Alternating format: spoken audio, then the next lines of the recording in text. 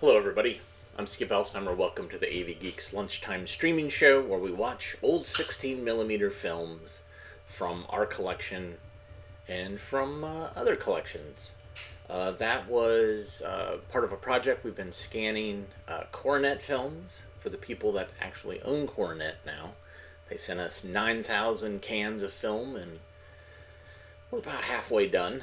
It's taken us a while, but finding some great stuff. Unfortunately, that scan that we did not have a soundtrack, so we're going to track down the soundtrack if we can find it, because there's some whacked out scenes in there that we love. This next film, Life in a Cubic Foot of Soil, does, however, have a soundtrack. Let's learn more. Enjoy.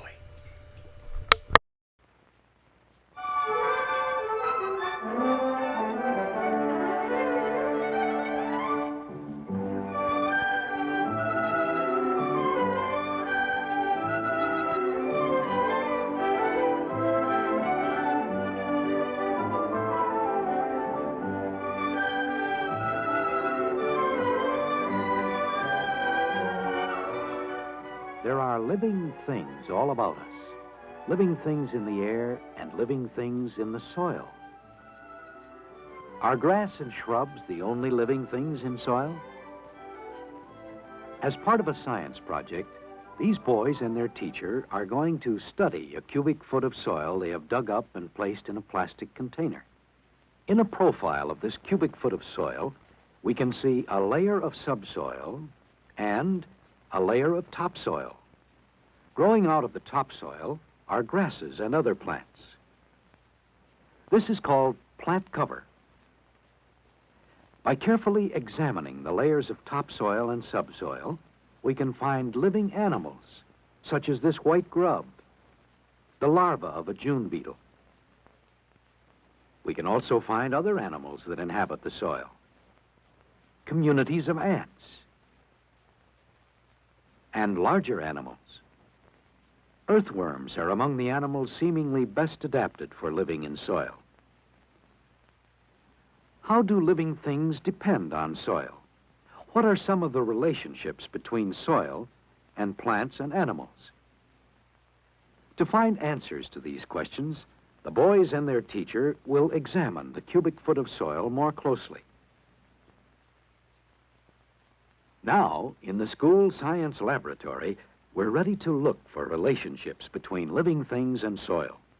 First, we'll have to investigate soil more closely. Let's start with the subsoil layer. What can we notice about its makeup? We see that it is composed mostly of clay and larger particles, such as pebbles. Magnification with a hand lens gives a closer view of the clay and the bits of rock that make up the non-organic material in the subsoil.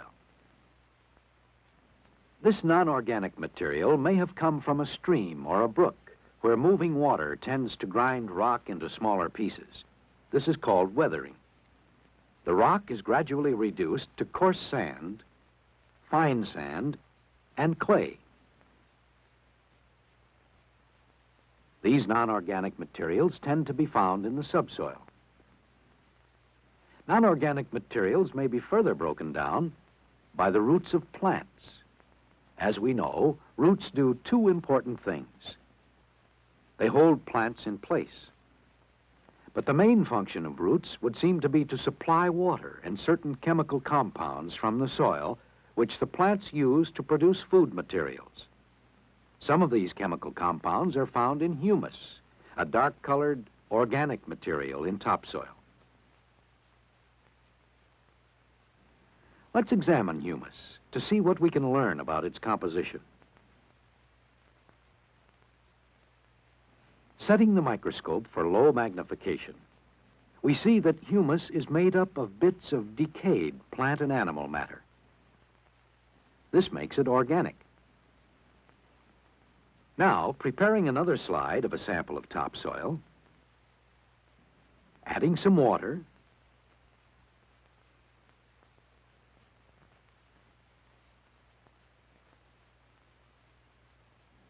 and using higher magnification, we can see bacteria, simple plants. These are species of nitrogen-fixing bacteria that live in soil. These nitrogen-fixing bacteria change nitrogen into soluble nitrates used by plants. These bacteria act on the nitrogen in the air that penetrates the soil. Other kinds of nitrogen-fixing bacteria live in the nodules of the roots of clover and other legumes. So clover and other legumes are especially beneficial to soil, increasing its nitrogen content. Do we have nitrates in our soil sample?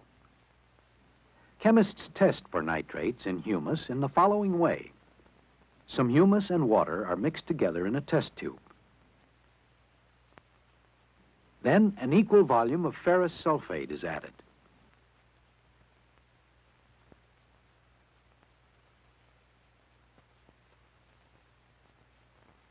Now, holding the test tube in an inclined position, concentrated sulfuric acid is added.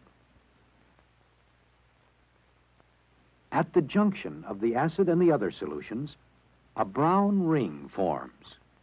This, as chemists know, indicates that the humus being tested contains a nitrate. So we found nitrogen in the soil, a chemical converted into nitrates and used by plants. Now we would like to find whether there is evidence of other living things in the soil. Several days ago, these boys placed some moist humus in a petri dish.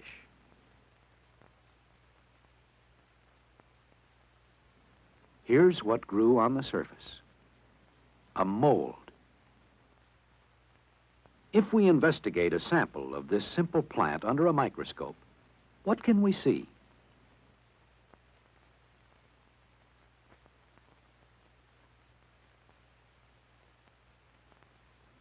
We notice that the mold is made up of a mass of thread-like stems called hyphae. The growing hyphae of many molds enter the organic matter in the soil and help break it down. The penicillium mold is sometimes found in soil, too. It is the source of a very useful antibiotic, penicillin.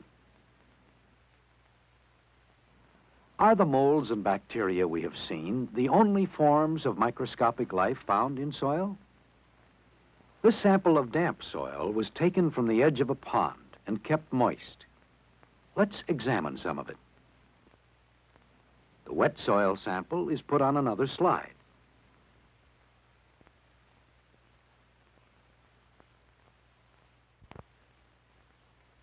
Here we see a species of blue-green algae. Like bacteria and molds, algae also contribute to the organic content of soil. In addition to algae, certain species of one-celled animals, the protozoa, also inhabit moist soil. This is euglena, one kind of protozoa found in moist soil. The protozoa we have seen are among some of the animals found in soil. Remember this grub we saw earlier? It is the larval stage of the June beetle. Sometimes when we examine soil, we may find an empty pupal case. This pupal case was left when the June beetle grub or larva emerged into its adult stage and flew away. Certain stages of the life cycles of many insects are spent in soil. By digging further into a section of soil and carefully spreading it out for observation, the boy has found ant larvae and ant pupae, grasshopper eggs, and the cocoon of an earthworm. When earthworms hatch, they become useful organisms in soil. Look carefully at this earthworm burrowing in our sample of soil.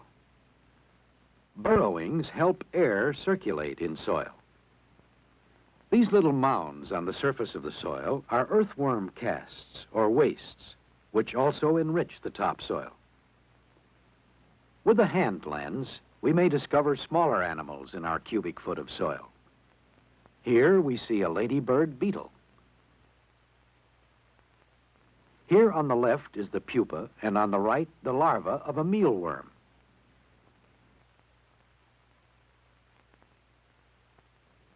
Let's summarize what we've learned about our cubic foot of soil. Animal and plant matter decay and become part of the soil as humus. We've noted that humus is a material containing nitrates, chemical compounds essential for plant life. We've also noted how plants and animals contribute to the building of soil. In the soil itself, we found and identified a number of different plants and animals. We found that our cubic foot of soil contained bacteria, molds, and algae, along with larger green plants such as grasses and clover. Examples of animal life included insects, worms, protozoa. Both animals and plants, living and dead, contribute greatly to the fertility of soil, and the soil in turn provides a basis for the growth of other living things, the plants and animals that help make possible human life on Earth.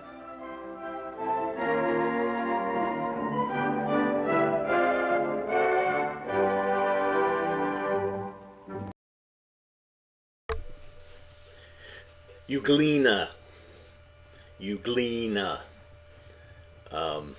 Yeah. Wonderful. This next film has like a really hip soundtrack. This is another Cornet film, and I feel like this was made maybe around the same time. But the color is also really good in this. This is Moving Goods in the Community. And tap along. Enjoy.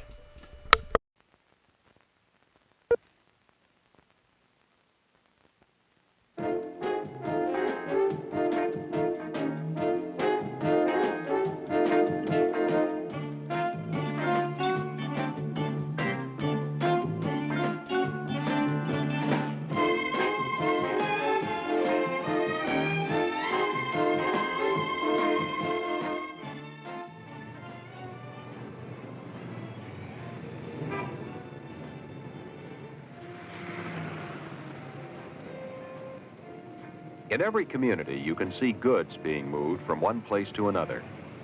What does goods mean? Goods is a name we use for many things. Our food, our clothing, the things we use in our homes are called goods.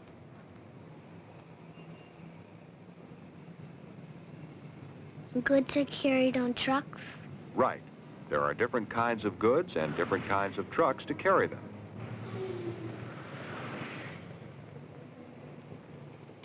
The trucks take goods to many different places in the community. We're going to see some of those places and find out why they need to have goods brought to them.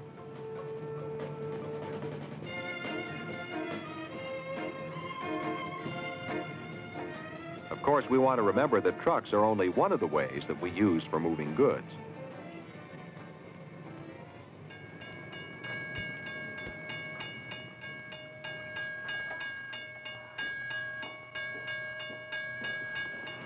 You can also see goods being moved on a train.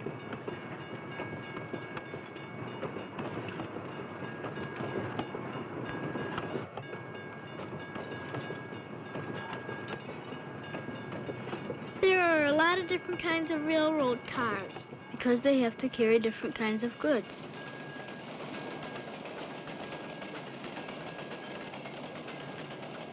Sometimes you can see the things the train is carrying.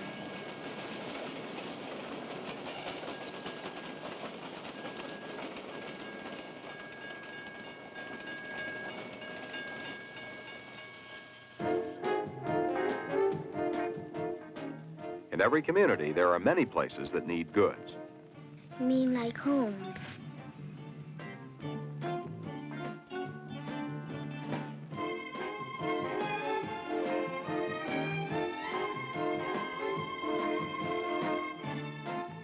Hey, there's a truck at my house.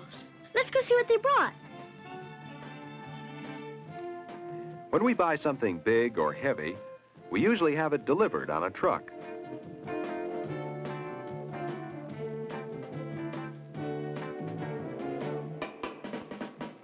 trucks deliver goods to many different kinds of homes. Homes in tall apartment buildings, homes in smaller buildings.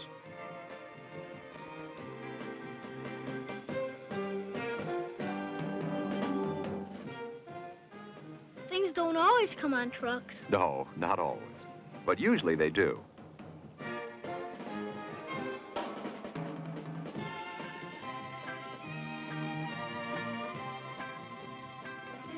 What are some more things that might be delivered to us?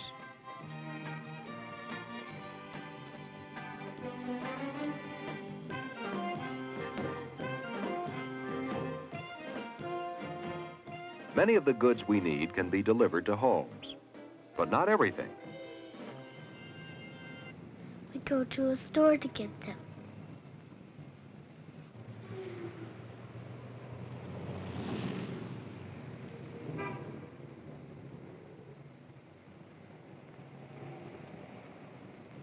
Here's a big store.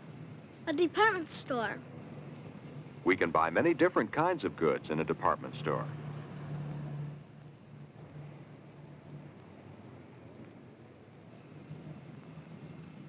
Do trucks bring all these things to the store? Right.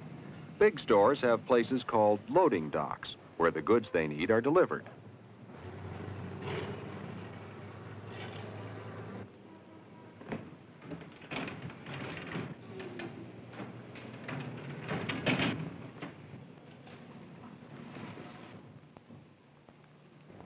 All of the stores in a community have goods brought to them to be sold.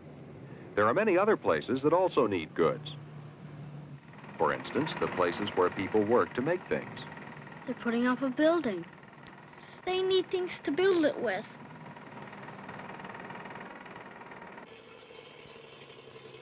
Here's another place where people work to make things.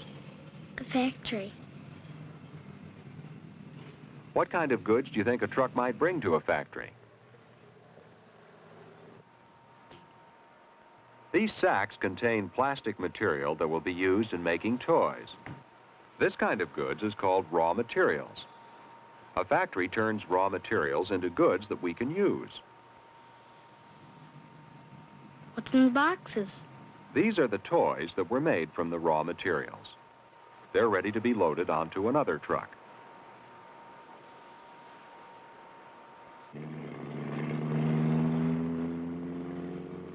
So we also need trucks to take finished goods away from a factory. Do they take them to a store now? Probably not right away. Most likely they'll go to a place called a warehouse. Into the warehouse go trucks carrying goods from many different factories. The goods will be kept here until a store needs them. Then out of the warehouse come big trucks that will take the goods to a store. And from another part of the warehouse come smaller trucks that will take goods directly to people's homes. Some factories use raw materials that are very large and heavy. They have their own railroad tracks. Yes, a railroad is a good way to bring heavy materials to a factory. Now they're unloading the railroad cars. Can you guess what the factory will make from these materials? Cars. That's right. This is an automobile assembly plant.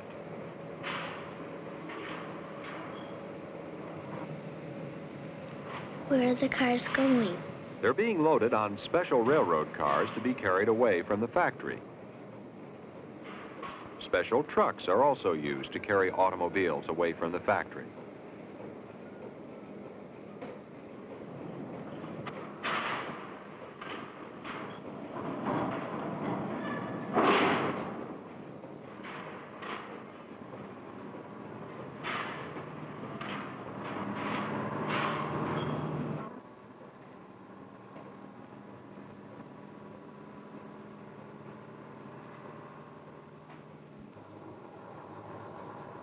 There are many kinds of goods that must be carried on special trucks. Here's another special truck. Gasoline truck. It's delivering gasoline to the gas station. Look, he's putting the gasoline into the ground. Well, not exactly. There's a big tank under the ground that holds the gasoline. Here's another special kind of truck. What's special about it? It's a refrigerator truck. That's because it's used to carry meat, and meat will spoil if it's not kept cold. This man is delivering another kind of food that also has to be kept cold. Fruits and vegetables are delivered to the store every day, so they'll be fresh when we buy them. So many kinds of trucks are used to carry goods from one place in the community to another. Trucks may also be used to bring goods from other communities a long distance away.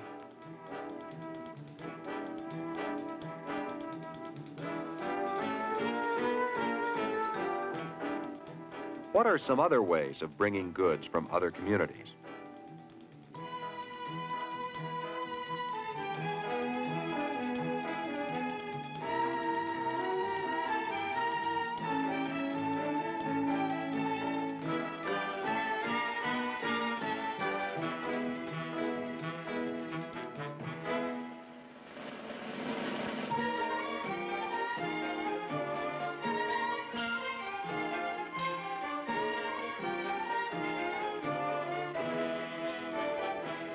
There are many ways of moving goods.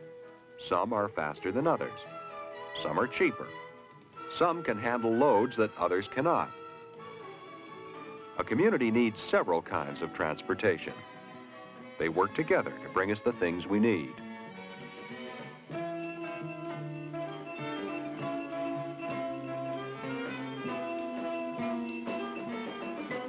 Most goods must be moved many times before they reach us. This toy truck wouldn't be here if there hadn't been a real truck to bring the raw materials to the factory where it was made.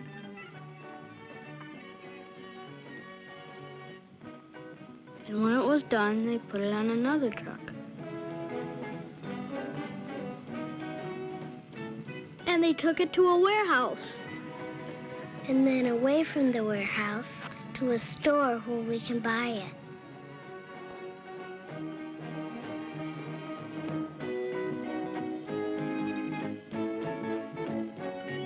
Whether we get the things we need at a store or have them delivered to our homes, we all depend on the moving of goods in our community.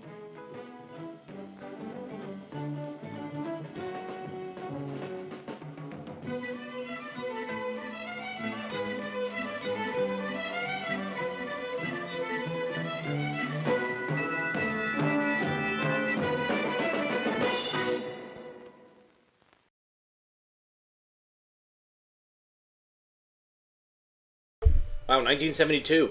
I think we agreed as a community that 1972 was the best time for educational films. That was like the pinnacle. There's certainly a golden time in the 50s, but 1972 was a sweet spot. Stylistically, let me geek out a little bit, because that's what we do here at AV Geeks. Stylistically, it's very interesting. You had the narrator, who's our traditional VOG, voice of God. And then you have two kids chiming in and asking questions and making observations. And that's a different style than most cornet films. Most cornet films, it's VOG, or it is kids narrating, or it's live sync sound, where people are talking in the film. That's rare. That doesn't happen as much unless there's some sort of narrative that's there in place. But yeah, the kids interjecting had a feel for me like Sesame Street. Early Sesame Street had that same type of vibe. With Sesame Street, there wouldn't be an adult voice. It would just be mostly kids talking. So it's kind of interesting. There's that shift in the 70s to having kids narrate and be the voice, because I think they realized that kids like listening to other kids. So, let's do some measurement in physical science. Enjoy.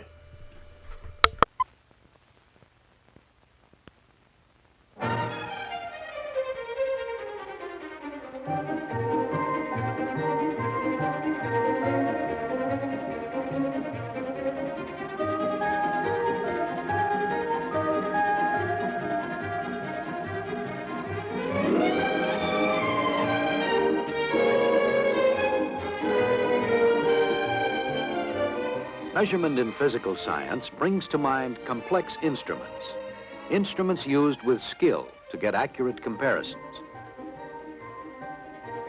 Accuracy is a prime objective in physical science, whether we're determining the thrust a rocket will develop on a test stand, the quantity of light received from a distant star, or the intensity of radiation released in a nuclear reactor. In measuring any physical quantity, accuracy depends upon the particular instrument and the skill with which an instrument is used. To demonstrate some of the principles involved in making accurate measurements of physical quantities, we'll consider the three basic quantities of physical science: distance, mass, and time. Let's start with distance. In this acceleration experiment, the boys need to know the distance along this inclined plane. The boys use a rather crude instrument, a cloth measuring tape. No matter how skillfully they use the tape, it will be difficult for them to get an accurate measurement. The tape sags. When they pull it sufficiently tight to make it follow a straight line, the soft material stretches slightly. The crudeness of the instrument limits the accuracy, no matter how skillfully the measurement is made. By substituting a steel measuring tape, the boys can get a more accurate measurement. We can show other ways in which the skills of an observer and the quality of an instrument complement one another. In this experiment, involving intensity of nuclear radiation, a certain degree of skill is required to measure distance, even with a comparatively simple instrument, this meter stick. We'll measure the distance from the probe of the Geiger counter to the piece of metal shielding that has been placed in front of a radioactive source. Notice that the shield is not lined up with the end of the stick. The end is worn, so the first division is short. This source of error is eliminated by measuring between points farther up the scale. Another potential source of error is the thickness of the stick. The scale is separated from the probe so that our reading of the scale changes as we change our angle of view. This source of error is called parallax. It is inherent in the way we see things in perspective. To reduce parallax, a skilled observer will turn the stick, bringing the scale markings closer to the probe. Even now, however, there is a small space between the scale and the rounded end of the probe. If the experiment requires greater accuracy, we can select another instrument more appropriate for the job. A mirror scale. When the observer is in the position where the mirror image is lined up exactly with the end of the probe, his line of vision is perpendicular to the scale, giving a more accurate reading. Our skill in using an instrument depends on knowing which instrument is most appropriate for a given job. For example, suppose we want to measure the thickness of the metal shield. The metal is so thin, we cannot use the smallest units on the meter stick because we cannot distinguish distances much smaller than a millimeter. So in this case, a more accurate instrument to use is the micrometer caliper. To tell when the caliper is in contact with both sides of the shield, we depend on our sense of touch. We can measure the thickness of the shield to within 1/100 of a millimeter with the micrometer. Have you ever thought of a microscope as a measuring instrument? With a microscope, our sense of sight is extended, and we can measure living cells that are only several thousandths of a millimeter in diameter. Again, it is the design and quality of an instrument combined with the skill in using it that results in an accurate measurement of distance. In measuring mass, the same principles apply. In this impact experiment, consider the mass of one of the balls. How can we get an accurate determination of its mass? First, we need a set of standard metric masses for comparison. A direct visual comparison of masses is not likely to be very accurate. We could make an indirect comparison with the aid of an instrument such as a spring balance. The balance is calibrated to show weights of the standard masses. Keep in mind that there is a difference between mass and weight. When we weigh an unknown mass, we are comparing the weight of the standard with the weight of the unknown mass. The mass of an object at rest is always the same. The weight is not. Weight depends on gravity. And gravity, of course, depends upon the mass of the Earth and the distance from its center. At the equator, this distance is greater than at the poles due to the Earth's equatorial bulge. So if an object at one of the poles weighs 100 grams, at the equator, the same object will weigh about 99.5 grams.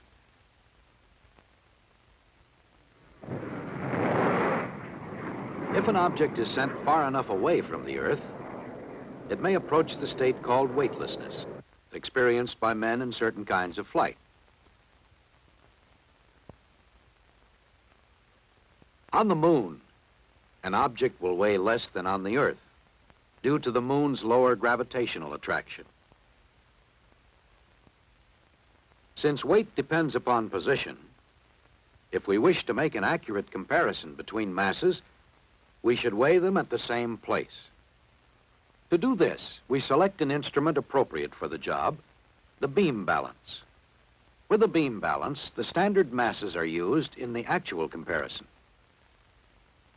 So the unknown mass is being compared directly with the standard masses.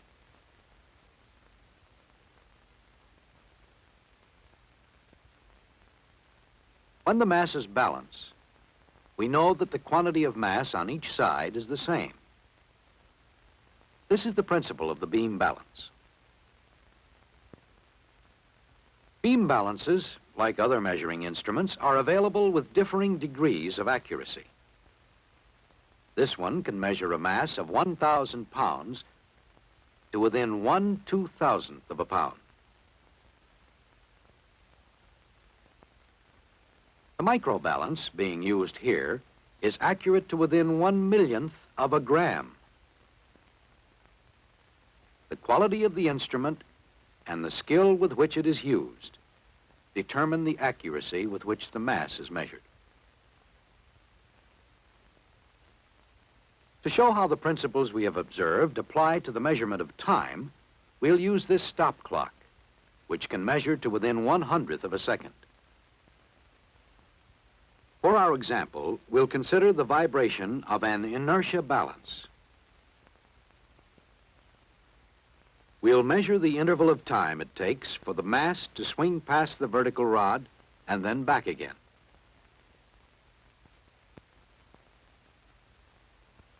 We'll start the clock when the mass is exactly opposite the rod and stop it when it returns. The clock indicates the interval to the nearest 100th of a second. But is this accurate? Watch as this student resets the clock and measures the interval once again. See if you notice any sources of error. What about the way he looks at the balance? Is parallax a factor here?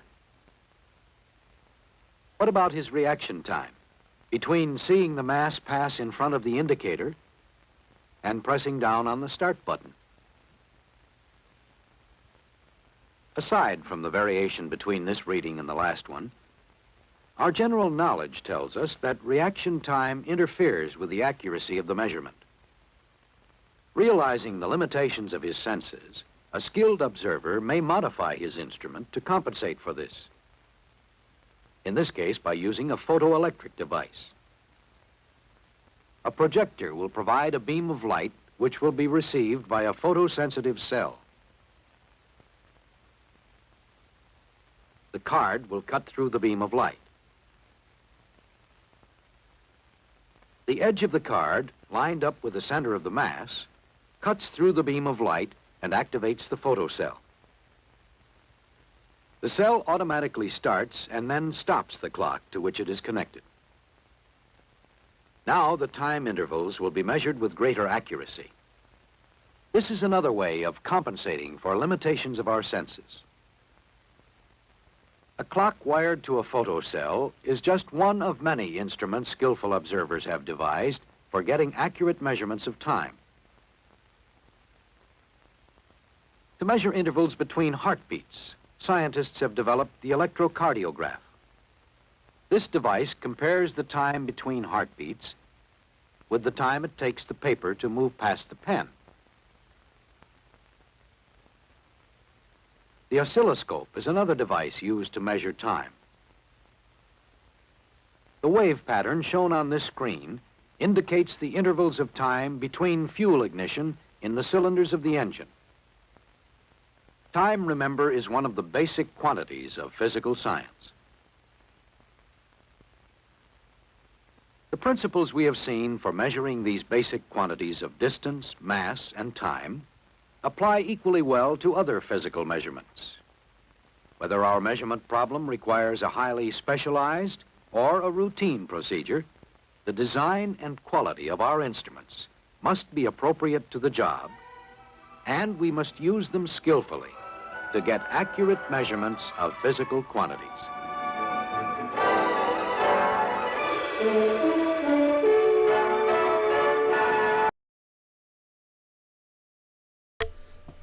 Oh, yeah. All right, so I'm trying to set this up, and I realize I haven't cabled correctly. So I'm going to be a little bit off camera here. Cabling. I've been to pay the bills. To really pay the bills and to pay our staff, we've been doing digitizing work for other entities. And so we've been working with somebody digitizing some women's soccer. And so that's what I was using this workstation for. I think I got this up. Let's see.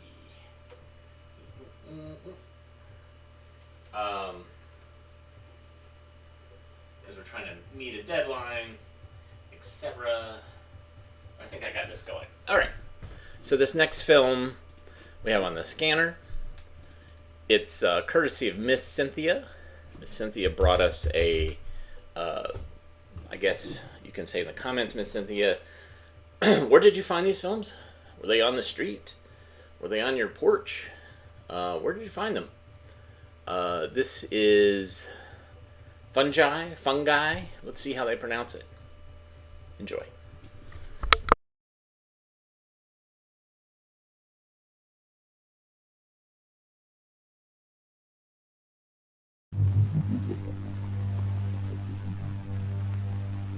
An excellent opportunity to investigate a very interesting group of organisms occurs each year, about 1 week after Halloween.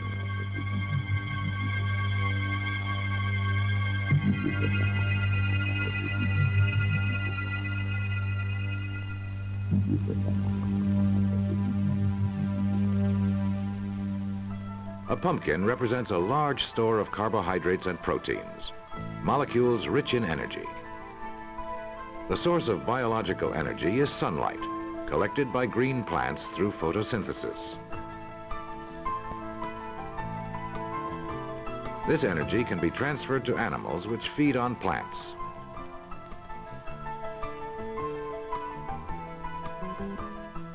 related method of acquiring energy is by absorbing nutrient molecules from decaying organic materials. This lifestyle is the specialty of the fungi.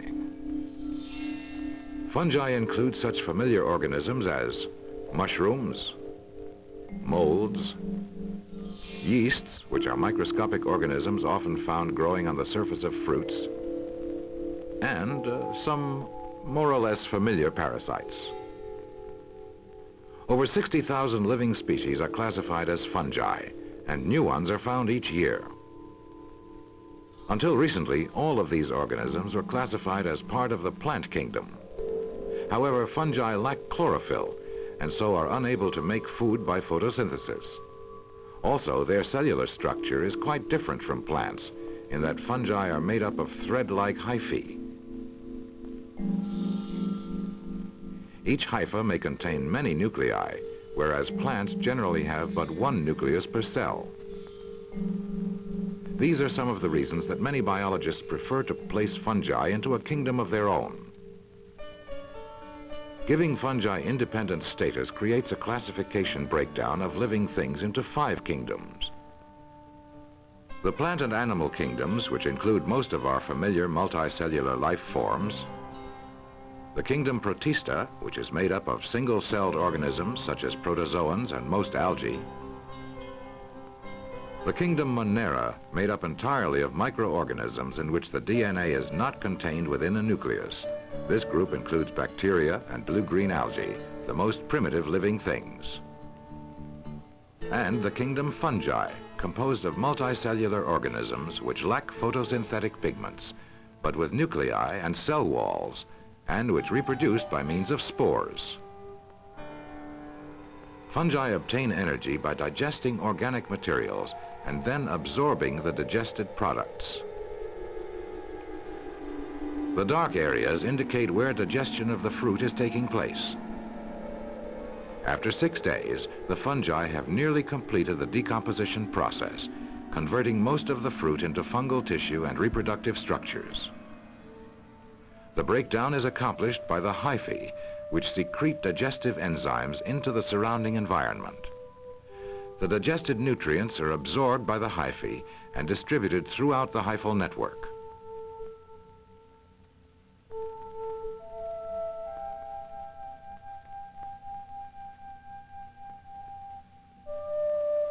Once established, the mold will begin producing reproductive structures called sporangia. In this mold, the sporangia are held aloft by means of rigid hyphae. The slight elevation will aid in dispersing the numerous spores developing within each sporangium.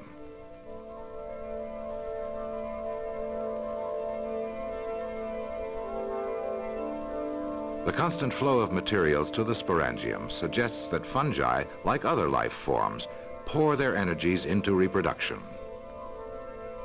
Under drying conditions, the sporangium will split open and release hundreds of airborne spores, each capable of beginning a new mold colony.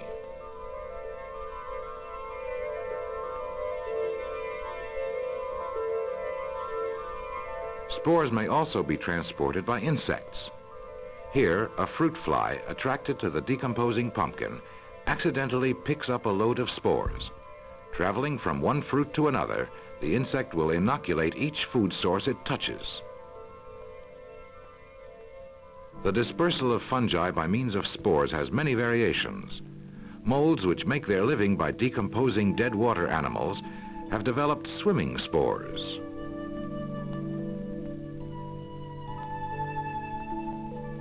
In the water mold's elongated sporangium, the tight-packed spores can be seen. At maturity, the spores are extruded through a pore at the tip of the sporangium, where they form a spore ball.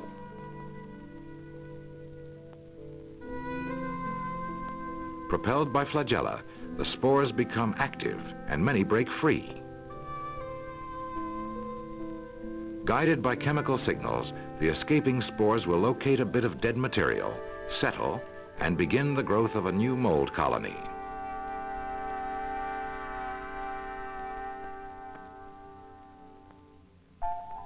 Spores are the asexual method of reproduction in fungi, but these organisms also engage in sexual forms of reproduction.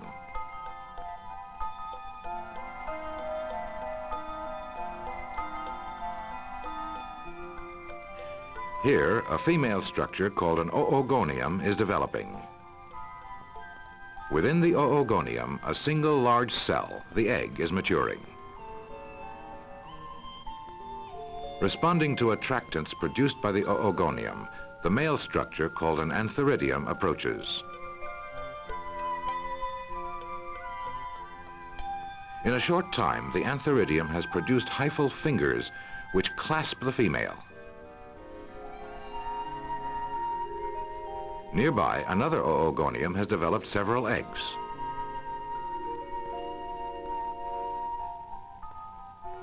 Male nuclei, the equivalent of sperm, penetrate the oogonium and fertilize each egg cell. Within hours, the fertilized egg has developed a thickened outer wall. These resistant zygotes can overwinter, producing a new generation of water moles the following spring.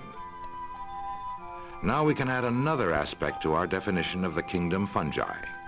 Fungi are, with a few exceptions, sexual organisms. Competition for food in nature is usually severe. Even decomposers such as fungi and bacteria vie with each other for nutrients. This situation has produced an interesting adaptation, one that has proven very useful to mankind. Staphylococcus epidermidis is a bacterium which can be easily cultured on nutrient agar.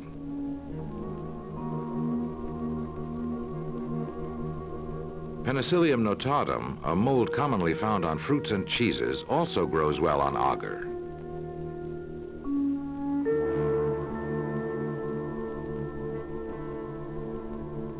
How will the two species behave in competition? If the agar is inoculated with the bacterium and a bit of penicillium is placed in the center, this is the result. There is a clear zone surrounding the growing penicillium colony. The multiplication of the bacterium has been inhibited by a substance produced by the mold, the antibiotic penicillin. In nature, the production of antibiotics allows molds to stake out a territory in which to grow and reproduce. By irradiating cultures of penicillium with ultraviolet radiation, mutant varieties have been developed which produce significantly greater quantities of penicillin for use as medicine. Here, a high-yield mutant is compared against a wild-type variety of penicillium. The classification of fungi is based upon the methods used for spore production. We have been looking at the phycomycetes, a group of fungi which produce spores in a sporangium. Other fungi, the basidiomycetes, use a different method of spore production. This group includes the organisms known as mushrooms or toadstools, along with bracket fungi, coral fungi, puffballs, the bird's nest fungus, and rusts and smuts, which are destructive plant parasites. The visible mushroom is but a short stage in the life cycle of these large basidiomycetes. For most of its life, the fungus exists in the soil as a tangled mass of hyphae called mycelium. Spreading through the moldering humus, secreting enzymes, digesting and absorbing the nutrients released, and undergoing sexual exchange of nuclei, the mycelium may exist for years before organizing into the spore-producing structure we call a mushroom.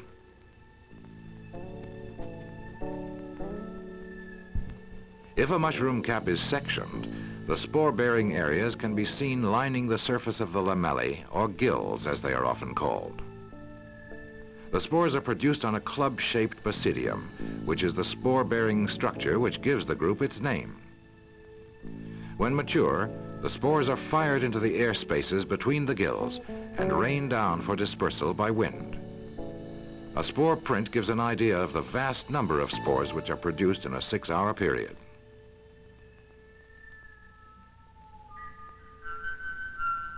A number of common mushroom species are poisonous to man. Unfortunately, there is no known method of telling edible mushrooms from poisonous ones except by correctly identifying them by species.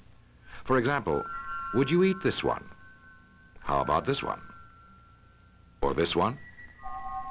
Well, don't. Eating these mushrooms can result in death.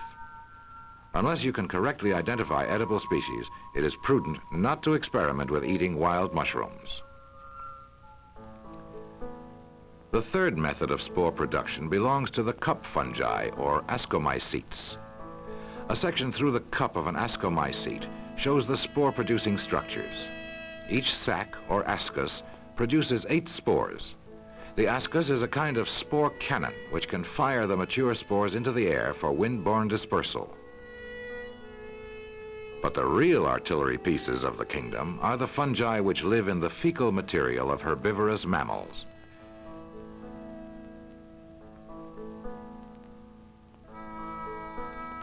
In order to be assured of germinating in manure, fecal fungi must find ways to optimize their chances of getting their spores into the animal's food. This species produces a ball of spores. Responding to light, the cannon is aimed. Osmotic pressure builds up, and with a pop, the spore ball is hurled a meter or more beyond the home manure pile. Sticking to a blade of grass, the spores have an excellent chance of being ingested by a grazing animal. We have examined fungi from 3 main groups: the phycomycetes, which produce spores in a sporangium, the basidiomycetes, which produce spores on a basidium, and the ascomycetes, which produce spores in a sac-like ascus. Most of these organisms are beneficial decomposers. Some fungi, however, have taken up parasitic life. The gross deformation of this ear of corn is caused by a parasitic fungus which has turned the corn kernels into sacs of spores. Even the lowly amoeba can become host to parasitic fungi. The spherical structures, called haustoria, are used by the parasite to invade and anchor into the host cell.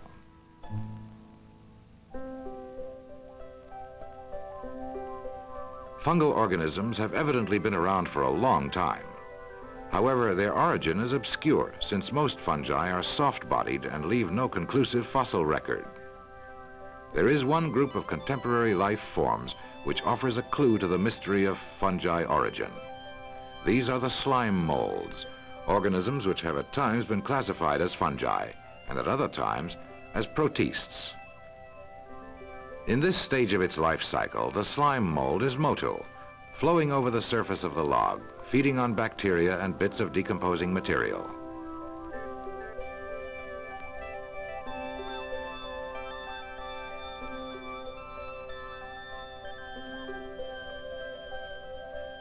Its behavior is much like that found in a familiar group of protists, the amoebas.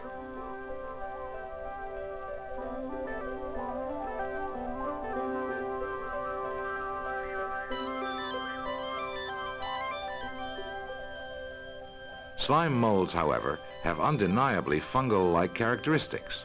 They produce sporangia, which liberate airborne spores.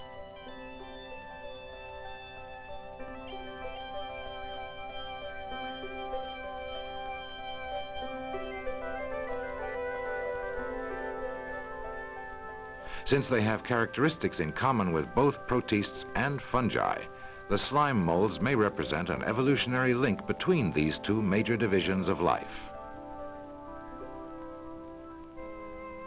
The kingdom fungi, including the organisms which produce our antibiotics, useful food items with proper caution, agents of spoilage, and parasites.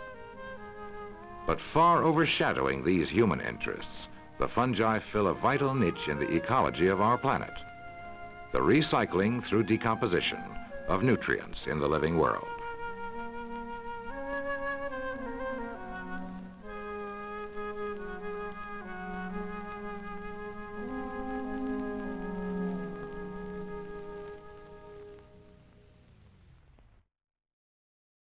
Woo! Sorry about the cow poop during lunch. Well, I mean, so I had a choice between 2 remaining films that Miss Cynthia found and sent. One was fungi, The other was Alcohol Crisis for the Unborn, which I felt like was going to have some footage that was going to be problematic.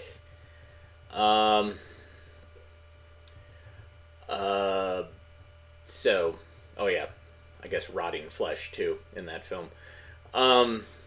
Yeah, sometimes, you pull out a film, you don't know what it's all about. But thanks for bearing with us. So join us tomorrow. Tomorrow's Wednesday. We have some more 16mm films to watch. Thank you, Miss Cynthia. Thank you, Jeremy, for donating via the Super Thanks button. That's a way you can support us. Sending us films is a way you can support us. You can also go to ko-fi.com/avgeeks or patreon.com/avgeeks. I just realized I did some math, and if this shelving system works out, I'm probably going to have to buy 10 more shelving units, and each one of those is $200. So, yeah, so I'll be pushing the fundraising aspect of what we do a little bit more, because it helps. It certainly helps, and Patreon is one way we get to do that, and also we will forego coffee so we can buy shelving units. Because we got a couple of months to get everything out of the archive before we start renovating. Anyways, oh, that's an interesting idea, Tom. If people sponsor the shelves, will you put their names on them? Yeah, let me think about that. That's a possibility. We might give naming rights to individual shelves, and then there might be things associated with that, which will be fun. Yeah, I'll think about that. Anyhow, thanks so much for watching and contributing and commenting and letting your eyes be exposed to all sorts of interesting and gross things. We will be back tomorrow. Take care and have a great rest of your day.